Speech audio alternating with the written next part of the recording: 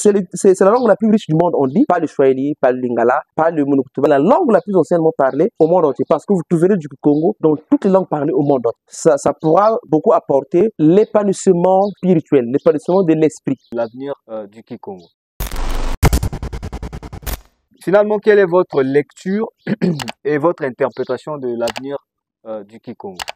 Qu'est-ce que vous voyez venir? Qu'est-ce que je vois venir? L'épanouissement spirituel, l'épanouissement de l'esprit. Or, l'esprit, c'est dans la tête. Donc, quand l'esprit est épanoui, il y a le changement de mentalité. Donc, il y a la révolution en soi. Et ça pourra beaucoup apporter pour l'avenir de toute l'Afrique. Parce que c'est parmi les langues les plus anciennement parlées au monde, ou c'est la langue la plus anciennement parlée au monde entier. Parce que vous trouverez du Congo dans toutes les langues parlées au monde entier.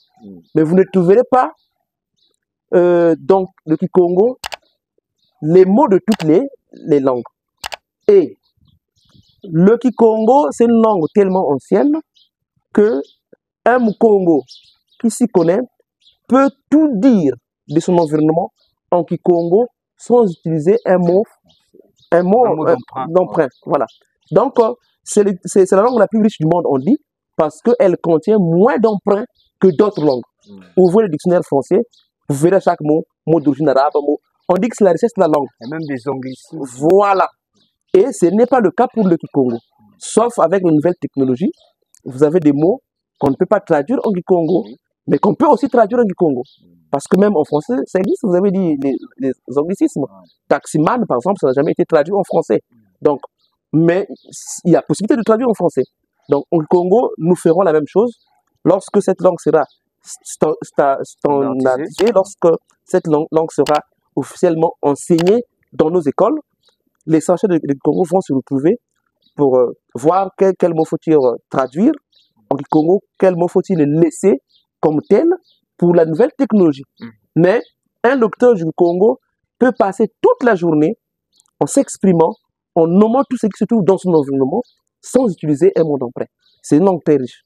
Donc, en un mot, dans un contexte où l'Afrique veut se réunifier, dans un contexte où on est en train de parler des États-Unis d'Afrique, dans un contexte où toute l'Afrique refuse la domination, l'avenir du Kikongo est radieux. Parce que on ne peut pas vouloir se détacher d'une domination seulement au niveau politique, économique, et vous continuez à parler la langue des autres.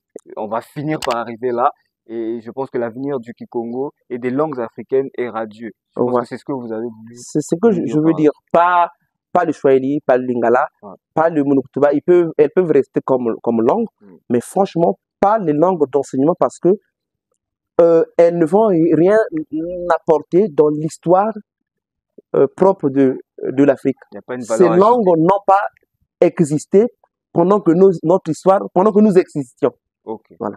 Le Congo et peut-être d'autres langues que je ne connais pas apporteraient mieux que les trois langues là.